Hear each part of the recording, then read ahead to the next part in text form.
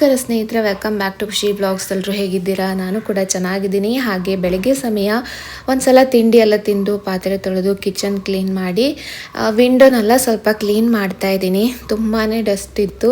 Mesh door ಇದೆ, ಮೆಶ್ಗೆಲ್ಲ dust ಕುತ್ಕೊಂಡಿರುತ್ತೆ. ಹಾಗೆ ಒಂದು ಸ್ವಲ್ಪ ಕಾರ್ನರಲ್ಲೆಲ್ಲ ಏನು ಸ್ವಲ್ಪ ಬ್ಲ್ಯಾಕ್ ಕಾಣಿಸ್ತಾ ಇದೆ ಅಲ್ವ, ಅದು ಪೇಂಟು ಅದು ಹೋಗಲ್ಲ. ಸ್ವಲ್ಪ ಆದಷ್ಟು ಕ್ಲೀನ್ ಮಾಡಿ ಇಟ್ಕೊಂಡೆ. ಹಾಗೆ ಇವಾಗ ನನಗೆ ಆಯಿಲೆಲ್ಲ ಫಿಲ್ ಮಾಡಿ ಇಡಬೇಕಿತ್ತು. ನಾನು ಹಿಂದಿನ ವಿಡಿಯೋದಲ್ಲಿ ತೋರಿಸಿದ್ದೆ ಮೀಶೋದಿಂದ ತೊಗೊಂಡಿರೋದನ್ನು, ಈ ಆಯಿಲ್ ಡಿಸ್ಪೆನ್ಸರ್ ಅಲ್ಲ. ಅದರ ಲಿಂಕನ್ನೆಲ್ಲ ನಾನು ಡಿಸ್ಕ್ರಿಪ್ಷನ್ ಬಾಕ್ಸಲ್ಲಿ ಕೊಟ್ಟಿರ್ತೀನಿ. ಎರಡರದ್ದು ಕೂಡ ಕ್ವಾಲಿಟಿ ಚೆನ್ನಾಗಿದೆ. ಒಂದರಲ್ಲಿ ತೆಂಗಿನೆಣ್ಣೆ, ಒಂದರಲ್ಲಿ ಸ್ವಲ್ಪ ಎಣ್ಣೆ ಹಾಕಿ ಈ ಕೋಲ್ಡ್ ಪ್ರೆಸ್ಡ್ ಆಯಿಲು ನಾನು ಗ್ರೌಂಡ್ ನಟ್ ಆಯಿಲ್ ಬಳಸ್ತೀನಿ, ಅದನ್ನು ಸ್ವಲ್ಪ ಹಾಕಿಟ್ಟೆ. ಹಾಗೆ ಮಿಕ್ಕಿದ್ದನ್ನೆಲ್ಲ ಸರಿ ಮಾಡಿ ಜೋಡಿಸಿಟ್ಕೊಳ್ಳೋಣ ಅಂತ ಅಂದ್ಕೊಂಡೆ. ಮತ್ತು ನಮ್ಮ ಚಾನಲ್ನ ಹೊಸದಾಗಿ ನೋಡ್ತಾ ಇದ್ದರೆ ಸಬ್ಸ್ಕ್ರೈಬ್ ಮಾಡಿಕೊಂಡು ಸಪೋರ್ಟ್ ಮಾಡಿ. ವಿಡಿಯೋಗಳು ಇಷ್ಟ ಆಗ್ತಾಯಿದ್ರೆ ಒಂದು ಲೈಕ್ ಮಾಡಿ. ಹಾಗೆ ಮತ್ತೊಂದು ಈ ಥರದೊಂದು ಶೆಲ್ಫ್ ತಗೊಂಡಿದ್ದೆ, ಇದು ಕೂಡ ಮೀಶೋದಿಂದನೇ ತೊಗೊಂಡಿದ್ದು. ಇದನ್ನು ಕೂಡ ಇವಾಗ ಇಲ್ಲೇ ಇಡ್ತಾ ಇದ್ದೀನಿ. ಇದ್ರ ಕ್ವಾಲಿಟಿನೂ ಚೆನ್ನಾಗಿದೆ ಆ್ಯಂಡ್ ಲುಕ್ ವೈಸು ಕೂಡ ತುಂಬಾ ಚೆನ್ನಾಗಿದೆ. ಕೆಳಗಡೆ ನಾನು ಟಿಶ್ಯೂ ಪೇಪರ್ ಹಾಕಿ ಇಟ್ಟಿದ್ದೀನಿ. ಹಾಗೆ ಈ ಥರ ಪಾಟ್ ಅಂದರೆ ಸೆರಾಮಿಕ್ ಪಾಟ್ಗಳನ್ನೆಲ್ಲ ಇಟ್ಟರೆ ತುಂಬಾ ಚೆನ್ನಾಗಿ ಕಾಣಿಸುತ್ತೆ. ಒಂಥರ ಲುಕ್ಕೇ ಚೇಂಜ್ ಆಯಿತು. ನನಗೆ ತುಂಬಾ ಇಷ್ಟ ಆಯಿತು. ಲಿಂಕನ್ನು ನಾನು ಡಿಸ್ಕ್ರಿಪ್ಷನ್ ಬಾಕ್ಸಲ್ಲಿ ಕೊಟ್ಟಿರ್ತೀನಿ. ಹಾಗೆ ಮಧ್ಯಾಹ್ನ ಊಟ ಆಯಿತು. ನಂತರ ಒಂದಷ್ಟು ಬಟ್ಟೆಗಳನ್ನೆಲ್ಲ ಒಣಗಾಕಿಟ್ಟಿದ್ದೆ. ಅಂದರೆ ಅಚ್ಚುತ್ತವ್ರು ಬೆಳಗ್ಗೆ ಒಣಗಾಕಿಡ್ತಾರೆ, ತೆಗಿಯೋ ಕೆಲಸ ನಂದು. ಮಳೆ ಬರೋ ಥರ ಇತ್ತು, ಸ್ವಲ್ಪ ಮೋಡ ಆಗಿತ್ತು. ಅಂದರೆ ಇಲ್ಲಿ ಫುಲ್ ಮಳೆ ಬಂದುಬಿಟ್ರೆ ಗಾಳಿಗೆ ನೀರು ಹೊಡೆಯುತ್ತೆ, ಆವಾಗೆಲ್ಲ ಒದ್ದೆ ಆಗಿಬಿಡುತ್ತೆ. ಅದನ್ನೆಲ್ಲ ತೆಗೆದಿಟ್ಟು ಬಂದೆ. ಹಾಗೆ ಮಧ್ಯಾಹ್ನ ಮೇಲೆ ನಾನು ಅನಗನ ಕರ್ಕೊಂಡು ಕೆಳಗಡೆ ಹೋಗಿರ್ತೀನಿ. ಅಲ್ಲಿ ಆಟ ಆಡ್ತಾಳೆ ಎಲ್ಲ ಮಕ್ಕಳ ಜೊತೆ. ನಾನು ಸ್ವಲ್ಪ ಹೊತ್ತು ವಾಕ್ ಮಾಡ್ತೀನಿ. ಹಾಗೆ ಇದು ಸಂಜೆ ಸಮಯ ಬ್ಲಾಗ್ ಕಂಟಿನ್ಯೂ ಮಾಡ್ತಾ ಇರೋದು. ಗೋಧಿ ಹಿಟ್ಟೆಲ್ಲ ಖಾಲಿ ಆಗಿತ್ತು, ಬಾಕ್ಸ್ನೆಲ್ಲ ತೊಳೆದಿಟ್ಟಿದ್ದೆ. ಅದನ್ನೆಲ್ಲ ಒಣಗಿಸಿ ಇವಾಗ ಫಿಲ್ ಮಾಡಿ ಇಟ್ಕೊಳ್ತಾ ಇದ್ದೀನಿ. ಮತ್ತು ಇವತ್ತೊಂದು ಸ್ಪೆಷಲ್ ರೆಸಿಪಿ ಮಾಡೋಣ ಅಂತ ಅಂದ್ಕೊಂಡೆ. ಏನಾದರೂ ತಿನ್ನಬೇಕು ಅಂತ ಅನ್ನಿಸ್ತಾ ಇರುತ್ತೆ. ಹಾಗಾಗಿ ಹೆಲ್ದಿಯಾಗಿರಲಿ, ಎಣ್ಣೆಲಿ ಕರೆದಿದ್ದು ಮಾಡೋದು ಬೇಡ, ಬೇರೆ ಥರ ಏನಾದರೂ ಮಾಡೋಣ, ಹಬೆಯಲ್ಲಿ ಬೇಯಿಸಿದ ಥರದ್ದು, ಇಡ್ಲಿ ಥರದ್ದು ಅಂತ ಅಂದ್ಕೊಳ್ತಾ ಇದ್ದೆ. ಹಾಗೆ ಯೂಟ್ಯೂಬ್ನಲ್ಲಿ ನೋಡ್ತಿದ್ದಾಗ ಒಂದು ಹೊಸ ರೆಸಿಪಿ ಕಣ್ಣಿಗೆ ಬಿದ್ದು, ಬಾಟಲ್ ಗಾರ್ಡ್ ಮುದ್ದೆ ಅಂತ.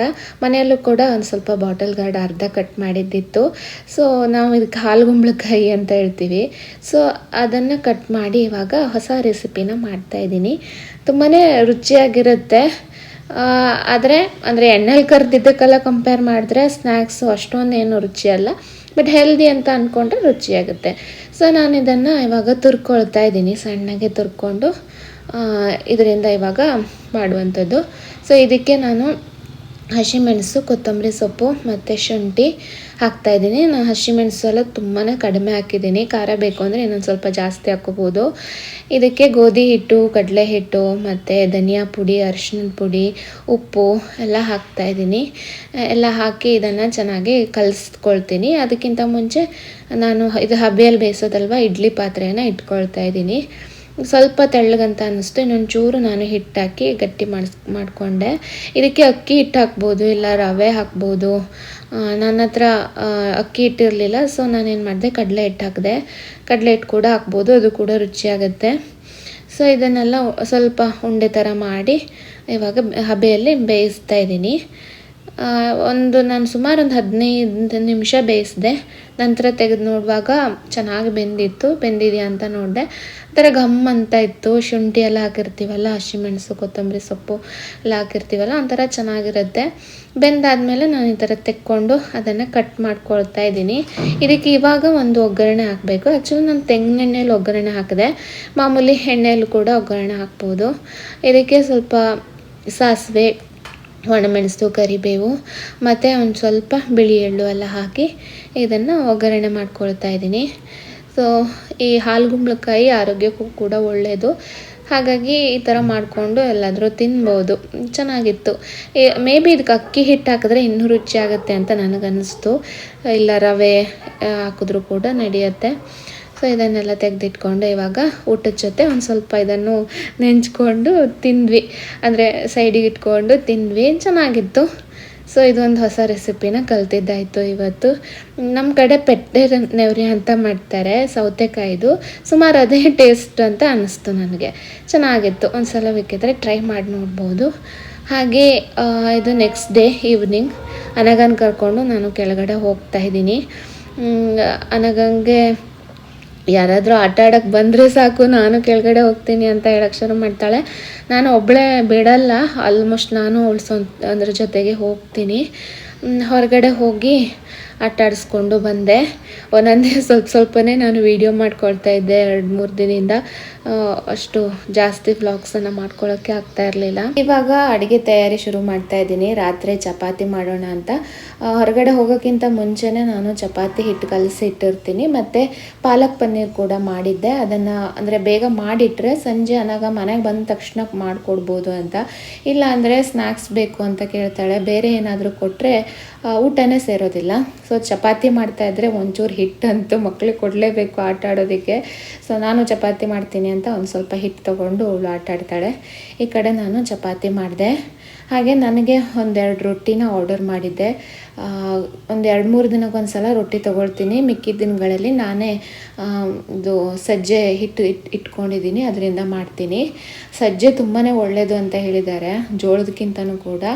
ಸೊ ಅದ್ರಲ್ಲಿ ಮಾಡೋಕ್ಕೆ ಸ್ವಲ್ಪ ಅಷ್ಟು ಅಂಟು ಬರಲ್ಲ, ಆದರೂ ಕೂಡ ಟ್ರೈ ಮಾಡ್ತಾ ಇರ್ತೀನಿ. ಮಧ್ಯದಲ್ಲಿ ಜೋಳದ ರೊಟ್ಟಿ ಕೂಡ ಒಂದೊಂದು ದಿನ ಆರ್ಡ್ರ್ ಮಾಡ್ತೀನಿ. ಸೊ ಇವರಿಗೆಲ್ಲ ಚಪಾತಿ ಮಾಡಿದ್ದೆ. ಹಾಗೆ ಪಾಲಕ್ಕು ಪನ್ನೀರು ಎಲ್ಲ ಹೆಲ್ತ್ಗಂತೂ ತುಂಬಾ ಒಳ್ಳೆಯದು. ಸೊ ವಾರದಲ್ಲಿ 1 ದಿನ 2 ದಿನ ಆದಷ್ಟು ಮಾಡ್ತಾಯಿರ್ತೀನಿ. ಸೊ ಅನಗಂಗೆ ಹಾಕ್ಕೊಟ್ಟೆ. ನಾನು ಆಮೇಲೆ ರೊಟ್ಟಿ ತಂದ್ಕೊಂಡು ತಿಂತೀನಿ. ಸುಮಾರೊಂದು 7:30 ಅಷ್ಟೊತ್ತಿಗೆ ಕೊಡ್ತಾರೆ, ಹತ್ತಿರ ಆಗುತ್ತೆ. ನಾನೇ ಹೋಗಿ ತೊಗೊಂಬರ್ತೀನಿ. ಅಷ್ಟೊತ್ತಿಗೆ ಇವರಿಗೆಲ್ಲ ಚಪಾತಿ ಬಿಸಿಯಾಗಿ ಚಪಾತಿ ಮಾಡಿಟ್ಬಿಡ್ತೀನಿ. ಸೊ ಹೀಗೆ ರಾತ್ರಿ ಸಮಯ ಕಳೀತಾ ಇದೆ. ನಮಸ್ಕಾರ ಸ್ನೇಹಿತರೆ, ವೆಲ್ಕಮ್ ಬ್ಯಾಕ್. ನಿನ್ನೆ ರಾತ್ರಿ ಬ್ಲಾಗ್ ಮಾಡ್ತಾ ಇದ್ದೆ, ಹತ್ರ ಕಂಟಿನ್ಯೂ ಮಾಡೋಕ್ಕಾಗಿಲ್ಲ. ಇವಾಗ ಸಮಯ 11:40 ಆಯಿತು. ಇನ್ನು ನನಗನ್ನು ಕರ್ಕೊಂಬರೋದಕ್ಕೆ ಹೋಗಬೇಕು ನಾನು. ಇವತ್ತು ಸ್ವಲ್ಪ ನನಗೆ ಅಂದರೆ ಅಷ್ಟೊಂದು ಎನರ್ಜಿ ಇಲ್ಲ ಅಂತ ಅನ್ನಿಸ್ತಾ ಇದೆ. ಬೆಳಗ್ಗೆನೂ ತಲೆ ಸುತ್ತಾ ಇತ್ತು, ಯಾಕೆ ಅಂತ ಗೊತ್ತಿಲ್ಲ. ಇವತ್ತು ಬೆಳಗ್ಗೆ ಯೋಗ ಧ್ಯಾನ ಎಲ್ಲ ಮುಗಿಸಿದ್ದೀನಿ. ರಾತ್ರಿ ನಾನು ಕೂಡ ಸ್ವಲ್ಪ ತಲೆನೋವಿತ್ತು. ಬೆಳಗ್ಗೆ ನೋಡಿದ್ರೆ ಒಂಥರ ತಲೆ ಸುತ್ತಾ ಇತ್ತು. ಸೊ ಅಷ್ಟೊಂದು ಎನರ್ಜಿನೇ ಇಲ್ಲ ಇವತ್ತು. ಹಾಗಾಗಿ ಅಡುಗೆ ಕೂಡ ನಾನೇನು ಜಾಸ್ತಿ ಮಾಡಿಲ್ಲ, ಜಸ್ಟ್ ಚಿತ್ರಾನ್ನ ಮಾಡಿದ್ದೆ ಬಾಕ್ಸ್ಗೆ ಹಾಕೋದಕ್ಕೆ. ಅದನ್ನೇ ತಿನ್ನಬೇಕು. ಸಂಜೆ ಸರಿ ಹೋದರೆ ಬೇರೆ ಅಡುಗೆ ಮಾಡೋಣ ಅಂತ ಅಂದ್ಕೊಂಡಿದ್ದೀನಿ. ಇವಾಗ ಸ್ವಲ್ಪ ಪರವಾಗಿಲ್ಲ ಬೆಳಗ್ಗೆಗಿಂತ. ಸೊ ಒಂದೊಂದು ದಿನ ಒಂದೊಂದು ಥರ, ಅದೇ ಒಂದು ಹಾಡು ನೆನಪಾಗ್ತಾಯಿತ್ತು, ಯಾರಿಗೆ ಹೇಳೋಣ ನಮ್ಮ ಪ್ರಾಬ್ಲಮ್ಮು ಅಂತ. ಸೊ ಒಂದೊಂದು ದಿನ ಒಂದೊಂದು ಥರ ಕಳೀತಾ ಇದೆ. ಕೆಲವು ಸಲ ಹಿಂಗಾದಾಗ ಬೇಗ ಪ್ರೆಗ್ನೆನ್ಸಿ ಜರ್ನಿ ಮುಗಿಲಿ, ಬೇಗ 9 ತಿಂಗಳಾಗ್ಬಿಡಲಿ ಅಂತ ಅನಿಸುತ್ತೆ. ಒಂದೊಂದ್ಸಲ ಆರಾಮಾಗಿದ್ದೀನಿ ಅಂತಲೂ ಕೂಡ ಅನಿಸುತ್ತೆ. ಸೊ ಹೀಗೆ ಒಂದೊಂದು ದಿನ ಒಂದೊಂದು ರೀತಿಯಲ್ಲಿ ಹೋಗ್ತಾ ಇದೆ. ಹಾಗೆ ನಿನ್ನೆ ನಾನು ಬ್ಲಾಗ್ ಹಾಕಬೇಕಿತ್ತು, ಎಡಿಟ್ ಮಾಡೋದಕ್ಕೆ ಆಗಲಿಲ್ಲ. ಸೊ ಹಾಗಾಗಿ ಇವತ್ತು ಹಾಕ್ತಾಯಿದ್ದೀನಿ. ವಾರದಲ್ಲಿ 3 ಬ್ಲಾಗ್ ಹಾಕ್ತಾಯಿದ್ದೆ, ಬಟ್ ಈ ವಾರದಲ್ಲಿ 2 ಸಾಧ್ಯ ಆಯಿತು. ಮೇ ಬಿ ನೆಕ್ಸ್ಟ್ ಮಂಡೇನೇ ಅನಿಸುತ್ತೆ ನಾನು ಬ್ಲಾಗ್ ಹಾಕೋದು. ಮಂಡೇ ಅಥವಾ ಟ್ಯೂಸ್ಡೇ ಆಗ್ತಾಯಿಲ್ಲ, ಜಾಸ್ತಿ ಬ್ಲಾಗೆಲ್ಲ ಮಾಡೋದಕ್ಕೆ ಆಗ್ತಾಯಿಲ್ಲ. ಎಡಿಟ್ ಕೂಡ ಮಾಡೋದಕ್ಕೆ ಟೈಮ್ ಸಾಕಾಗ್ತಾಯಿಲ್ಲ. ಅಂದರೆ ಮಧ್ಯಾಹ್ನ ಮೇಲೆ 4 ಗಂಟೆ ಮೇಲೆ ನಾನು ಹೊರಗಡೆನೇ ಇರ್ತೀನಿ ಅನಗನ್ನು ಇಟ್ಕೊಂಡು. ಅವಳು ಒಂದೊಂದ್ಸಲ 7 ಗಂಟೆವರೆಗೂ ಮನೆ ಬರೋಲ್ಲ, ಅಷ್ಟು ಮಕ್ಕಳು ಆಟ ಆಡ್ತಾ ಇರ್ತಾರಲ್ವ. ಸೊ ಹಾಗಾಗಿ ಆಗೋದೇ ಇಲ್ಲ. ಆದಷ್ಟು ಟ್ರೈ ಮಾಡ್ತೀನಿ, ಆದಷ್ಟು ಚಿಕ್ಕ ಬ್ಲಾಗ್ ಆದರೂ ಹಾಕೋದಕ್ಕೆ ಟ್ರೈ ಮಾಡ್ತೀನಿ ಖಂಡಿತವಾಗ್ಲೂ. ಸೊ ಇಷ್ಟು ಹೇಳ್ತಾ ಇವತ್ತಿನ ಒಂದು ಪುಟಾಣಿ ವಿಡಿಯೋನ ನಾನು ಮುಗಿಸ್ತಾ ಇದ್ದೀನಿ. ವಿಡಿಯೋಗಳು ಇಷ್ಟ ಆಗ್ತಾಯಿದ್ರೆ ಒಂದು ಲೈಕ್ ಮಾಡಿ, ಸಪೋರ್ಟ್ ಮಾಡಿ. ಹಾಗೆ ನಮ್ಮ ಚಾನಲ್ನ ಸಬ್ಸ್ಕ್ರೈಬ್ ಮಾಡಿಕೊಂಡು ಇನ್ನಷ್ಟು ಪ್ರೋತ್ಸಾಹ ನೀಡಿ ಅಂತ ಕೇಳ್ಕೊಳ್ತಾ ಇವತ್ತಿನ ವಿಡಿಯೋನ ನಾನು ಮುಗಿಸ್ತಾ ಇದ್ದೀನಿ. Thank you so much for watching.